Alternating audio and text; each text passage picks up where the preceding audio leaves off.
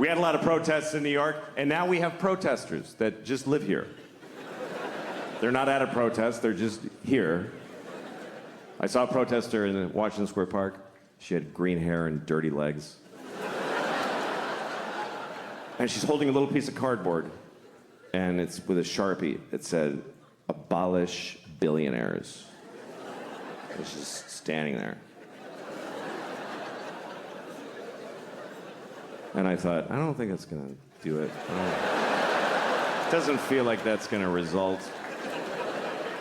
in Jeff Bezos going, "What's happening to me?" Sadly, it's gonna be okay for him. I thought it was good how young people got out there and they expressed themselves. They went out there to solve a lot of problems. Not all of the problems, but some of them. They went out there to stop discrimination. Not all discrimination, just some of it, which is a weird form of discrimination. But there are groups that are discriminated against who don't have any protesters or any people working for them. And we all discriminate against these people, like ugly people. Everybody discriminates against ugly people. They do, and it's awful. I mean, I'd rather be discriminated against for my race than for being ugly. Because you might not lose a job or a promotion, but nobody kisses you on the lips like your whole fucking life. Like, try that. This is what we say to ugly people. We don't like your face. We just don't like it. So no one's gonna fall in love with you, and it's unanimous. Sorry.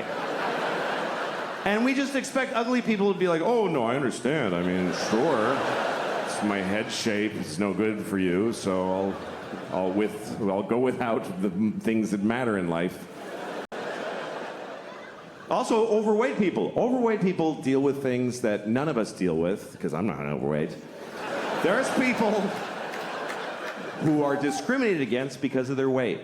I read a story once about a woman who's 600 pounds, and she couldn't get medical care.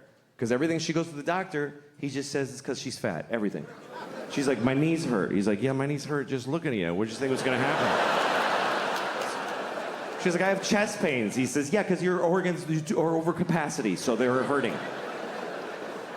She's like, "I got shot in the head." He's like, "Yeah, because you're fucking fat. Somebody shot you in the fucking head because you're fat." It's a terrible story. Here's the worst part of the story, and this is true. This is true. She needed an MRI because she had something serious. She's 600 pounds. She doesn't fit in the machine. You know what they did? They sent her to the zoo. I'm not kidding. They sent her to the fucking zoo. That's what we do for fat people. We need an MRI. Hey, here's your prescription. Go to the zoo. Yeah, that's where you should go. You should go to the zoo. By the way, you know how many fat people we have in this country? About 600 trillion billion thousands of them.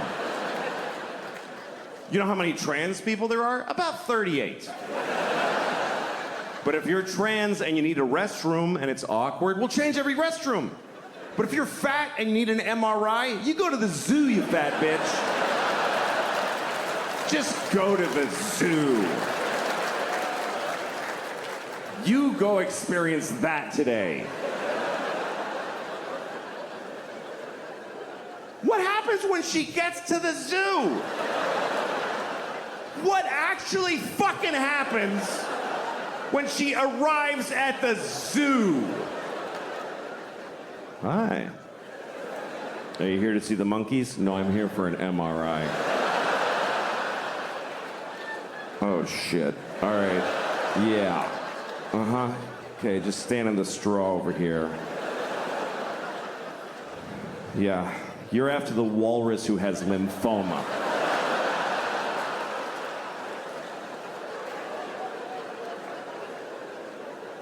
By the way, why is there an MRI machine at the fucking zoo?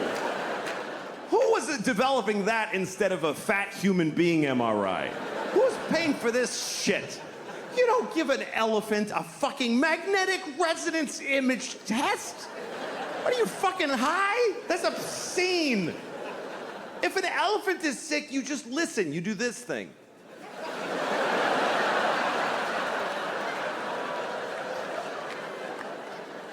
Misa thinks she gonna die today.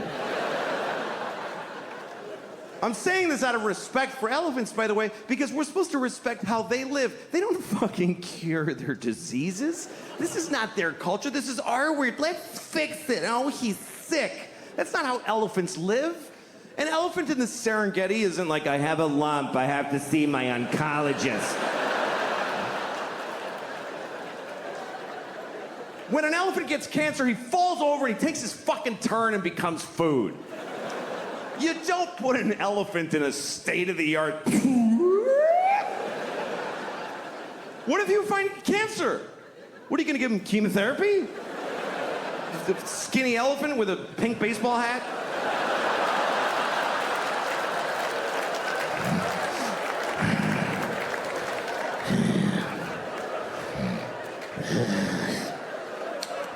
Each day is a gift.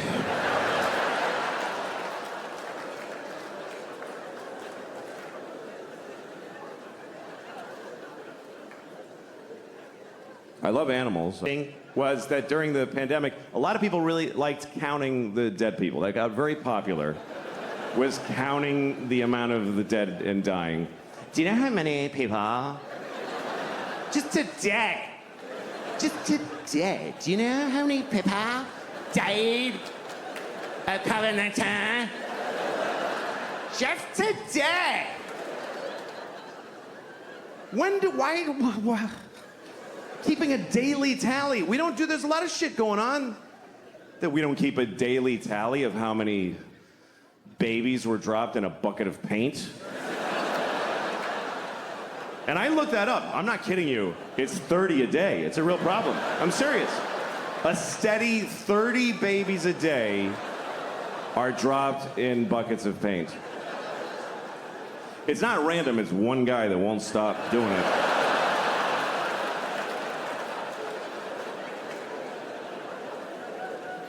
Yeah, we liked counting them. We liked counting the dead. And when it got really high, we don't know how to count them anymore.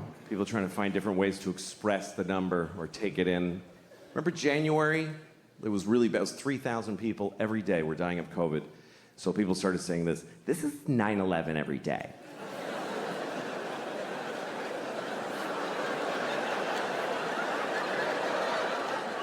This is literally 9/11 every day. When did we start measuring deaths in 9/11s?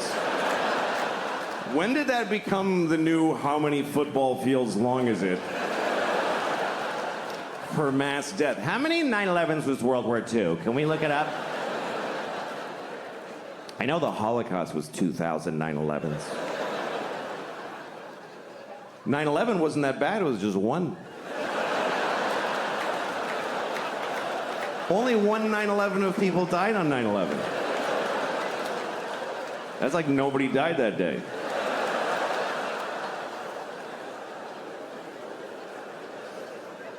See, it's all relative, because then you have those later. Remember, January was really bad. January was the worst. And then in April, March, April, we all felt better. Everybody's like, oh, it's way better now.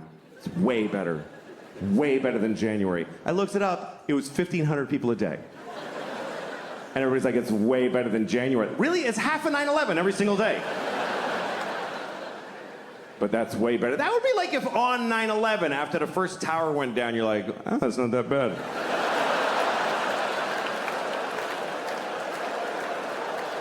It's just one. Still got the other one. That's why they made two.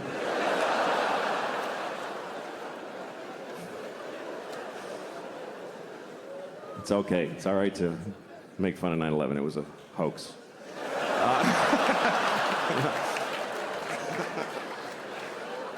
All right. Sorry. Anyway.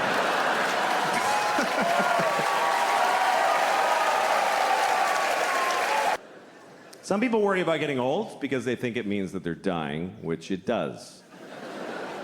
But this doesn't worry me. I don't worry about dying because I think it's necessary. I think it's something that you just have to do. You should do it. It's when it's your turn, you should do it. If somebody, your doctor says you're dying, just say, okay, and die. Don't, maybe a miracle. Fuck you, get in the ground. Just take your turn. I really think that way now. I didn't used to. But I do because when I started thinking that way was when my mom died. My mom died a couple of years ago of anorexia. She was 300 pounds. She was bad at it. I know, it's fucked up, right?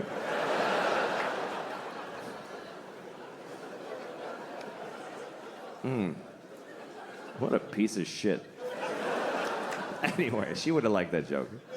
She would have. My mom's was fucking, she was gross. And I remember when she was dying, I was alone with her, and the nurse said, this is imminent. I was like, what does that mean? She goes, she's gonna die in a minute. I'm like, just say in a minute. It's so close. Anyway, I was alone with her and she died, and I was like, fuck, they're gonna think I did it, obviously. I didn't want to lose my mom. I really didn't. But we had this one conversation like 2 weeks before she died when we were talking about it. And I said, Mom, I don't want you to die. And she said, you'll get over it. That's what she said. And I did. But in the moment, I wasn't willing to accept it. I was like, I don't want you to go. She said, but we're going in order. Do you understand? This makes sense. I'm your mother. I'm like, Mom, stop talking like that. This is sad. She goes, no, it's not. Look at it this way. Do you want me to never die? I was like, no, I don't want that at all. And it helped me get in touch with an important idea, which is that dying is important. It's every generation's greatest contribution to history is that they die. It's the only thing that keeps things moving. It's the only reason there's any progress in the human race is that folks keep fucking dying.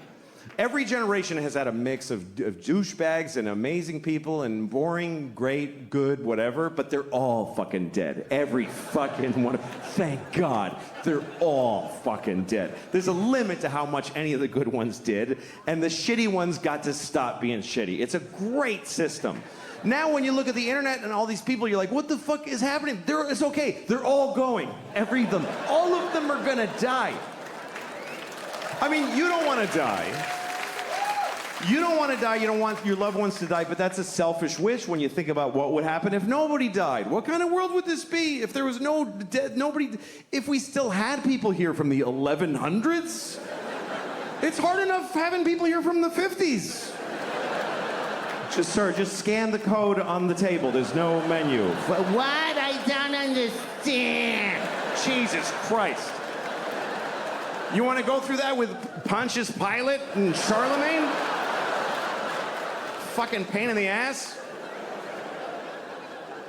Fucking old people that don't want to fucking just... When you get older and you start going, everything's so crazy now. No, it's fine. Just get the fuck out. It's great. They're not going to make it work for you. You're here for 10 more minutes. Just get the fuck out. If you're in an airport and you're looking at the toilet and you're like, I don't understand how this works, it's time for you to die. That's what that means.